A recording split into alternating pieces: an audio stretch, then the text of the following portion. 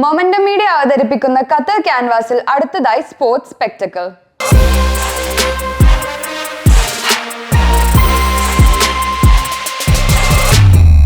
ഖത്തറിലെ മുൻനിര ബാഡ്മിൻ്റൺ അക്കാദമിയായ NVBSന്റെ ആരംഭത്തെക്കുറിച്ചും ഒട്ടനവധി താരങ്ങളെ വാർത്തെടുത്തുകൊണ്ടിരിക്കുന്ന NVBS അക്കാദമിയുടെ ട്രെയിനറും കോ ഫൗണ്ടേഴ്സുമായ മിസ് ബാനസീർ മനോജും മനോജ് സാഹിബ് ജാനെയും കുറിച്ചുള്ള വിശേഷങ്ങളാണ് നാം കഴിഞ്ഞ എപ്പിസോഡിൽ സംസാരിച്ചത്. അവരുടെ കൂടുതൽ വിശേഷങ്ങൾ നമുക്ക് ഈ എപ്പിസോഡിൽ ചോദിച്ചറിയാം. Welcome back to Qatar canvas.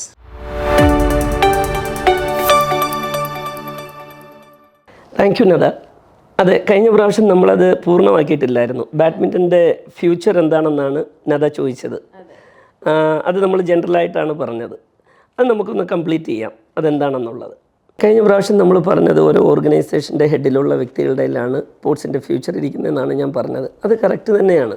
കാരണം അതിൻ്റെ നമ്മളെപ്പോലുള്ള ഒരുപാട് ആൾക്കാർ ഇത് സ്പോർട്സിനെ സ്നേഹിക്കുന്ന ആൾക്കാർ കണ്ടുവരുന്നത് കറക്റ്റായിട്ടുള്ള കാര്യങ്ങൾ വരുന്നില്ലല്ലോ, എന്തുകൊണ്ടാണ് വരാത്തതെന്നുള്ളത് നമ്മൾ ചിന്തിച്ച് ഇങ്ങനെ ഇരിക്കുമ്പോഴത്തേക്ക് നമുക്ക് ഒരുപാട് എക്സ്പീരിയൻസ് വന്നു തുടങ്ങി.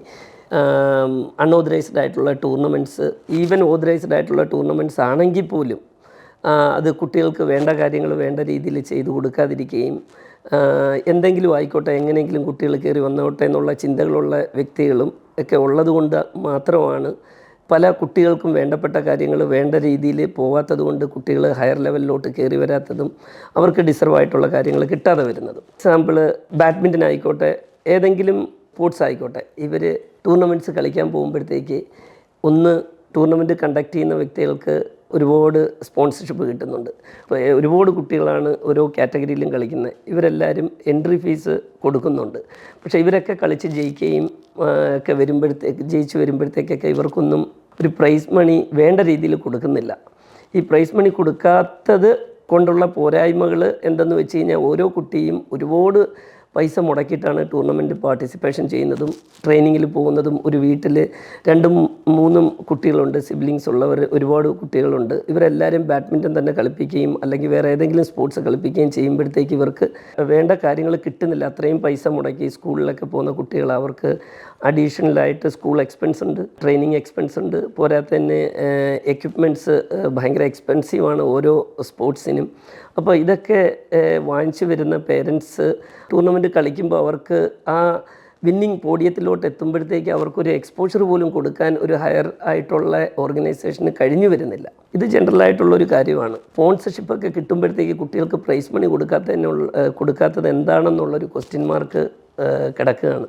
പ്രൈസ് മണി കൊടുക്കണം. ഈവൻ അണ്ടർ 9 കാറ്റഗറി ആയാലും അണ്ടർ 19 ആയാലും മെൻ സിംഗിൾസ് ആയാലും മെൻ ഡബിൾസ് ആയാലും ഏതൊരു സ്പോർട്സ് എടുത്ത് ഏതൊരു സ്പോർട്സ് ആക്ടിവിറ്റീസിലുള്ളതായിരുന്നാലും അവർക്ക് വേണ്ട കാര്യങ്ങൾ പ്രൈസ് മണി കൊടുത്താൽ മാത്രമേ കുട്ടികൾക്ക് ആ ഒരു സ്പോർട്സ് കണ്ടിന്യൂ ചെയ്യാനും സസ്റ്റെയിൻ ചെയ്യാനും കഴിയത്തുള്ളൂ. ഇതോടൊപ്പം എനിക്കൊരു കാര്യം കൂടെ പറയാനുണ്ട്. റീസെൻ്റ്ലി വെൽ എസ്റ്റാബ്ലിഷ്ഡ് ഓർഗനൈസേഷനിലുള്ളൊരു വ്യക്തി എന്നെ അപ്രോച്ച് ചെയ്തിരുന്നു സ്പോൺസർഷിപ്പിന് വേണ്ടി. അവരൊരു അത്ലറ്റ് ഈവൻറ്റ് നടത്താൻ പ്ലാനുണ്ട്, നെക്സ്റ്റ് മന്താണ് എന്ന് പറഞ്ഞു. അപ്പോൾ ഞാൻ പറഞ്ഞു ഏതൊക്കെ കാറ്റഗറീസാണ് നിങ്ങൾ ഉൾപ്പെടുത്താൻ ആഗ്രഹിക്കുന്നതെന്ന് ചോദിച്ചപ്പോഴത്തേക്ക് പുള്ളി പറഞ്ഞതാണ് അണ്ടർ 6 ഉണ്ട്, അണ്ടർ 17 ഉണ്ട്, പിന്നെ മെൻസും വുമൻസ് കാറ്റഗറീസ് ആണെന്ന് പറഞ്ഞു. അപ്പോൾ ഞാൻ ചോദിച്ചു, 6 വയസ്സ് കഴിഞ്ഞുള്ള കുട്ടികൾ എങ്ങനെയാണ് 17 ഇയേഴ്സും 15 ഇയേഴ്സുള്ള കുട്ടികളെ കോമ്പീറ്റ് ചെയ്യുന്നതെന്ന് ചോദിച്ചു. അത് നോർമലി ഇവിടെ നടക്കുന്നതാണ്, നമ്മൾ പെർമിഷനോട് കൂടിയാണ് നമ്മളിത് നടത്തുന്നതെന്ന് പറഞ്ഞു. അപ്പോൾ ഞാൻ പറഞ്ഞു ആരാണ് ഈ പെർമിഷൻ തരുന്നത്?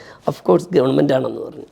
എനിക്കൊരു ഭയങ്കര ഒരു വിഷമം വന്നതെന്ന് വെച്ച് കഴിഞ്ഞാൽ എങ്ങനെ ഈ ഒരു 6 കഴിഞ്ഞുള്ളൊരു കുട്ടി 7 ഇയേഴ്സ് മുതൽ 7 ഇയേഴ്സിലുള്ളൊരു കുട്ടി അണ്ടർ 17 കുട്ടികളെ എങ്ങനെ കോമ്പീറ്റ് ചെയ്യും? ഇതിൻ്റെ ഇടയ്ക്കുള്ള കാറ്റഗറീസ് എന്തുകൊണ്ട് നിങ്ങൾ വയ്ക്കുന്നില്ല? എന്തുകൊണ്ട് ഈ ഒരു ഓർഗനൈസേഷൻ മനസ്സിലാക്കിയെടുക്കുന്നില്ല 7 വയസ്സുള്ള കുട്ടി അണ്ടർ 17 കോമ്പീറ്റ് ചെയ്യാൻ കഴിയത്തില്ല എന്നുള്ളത്? പേരൻസുകൾ പോവുക, പാർട്ടിസിപ്പേഷൻ ചെയ്യുക, തിരിച്ചു വരിക. കുട്ടികൾ അവരെ സറണ്ടർ ആയിക്കൊണ്ടിരിക്കുകയാണ്. അവർക്ക് ആ കുട്ടികളെ കോമ്പീറ്റ് ചെയ്യാൻ പറ്റാത്തതുകൊണ്ട് ഇതൊരു ഫണ്ണുമല്ല. അത്ലറ്റ് ആയിക്കോട്ടെ, ബാഡ്മിൻ്റൺ ആയിക്കോട്ടെ, സ്വിമ്മിങ് ആയിക്കോട്ടെ, ക്രിക്കറ്റ് ആയിക്കോട്ടെ, എന്തോ ആയിക്കോട്ടെ. പക്ഷേ ഈ കാറ്റഗറീസ് ഇല്ലാത്തതുകൊണ്ട് ഈ കുട്ടികൾക്ക് കോമ്പീറ്റ് ചെയ്യാൻ കഴിയാത്തതുകൊണ്ട് ഇവർ സറണ്ടർ ആവുകയും ചെയ്യുന്നു. പേരൻസിനോട് പോയി പറയുന്നുമില്ല. നെക്സ്റ്റ് ടൈം ഇവർ അതിലോട്ട് എത്തിപ്പെടുന്നുമില്ല.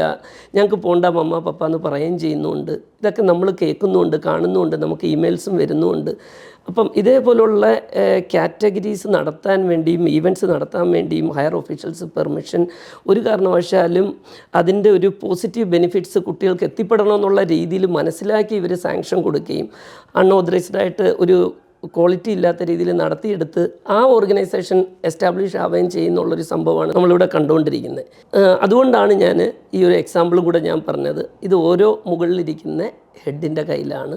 അവർ സാങ്ഷൻ കൊടുക്കുക, എങ്ങനെയെങ്കിലും നടത്താതിരിക്കുക, ക്വാളിറ്റിയോടുകൂടി നടത്തുക, എല്ലാവരും എക്സ്പെക്റ്റ് ചെയ്യുന്നതും. അപ്പോൾ മാത്രമേ കുട്ടികൾക്ക് ഒരു സസ്റ്റെയിൻ ചെയ്യാനും ഓരോ കാറ്റഗറിയിൽ ഇവർ പെർഫോം ചെയ്യാനും കഴിയത്തുള്ളൂ.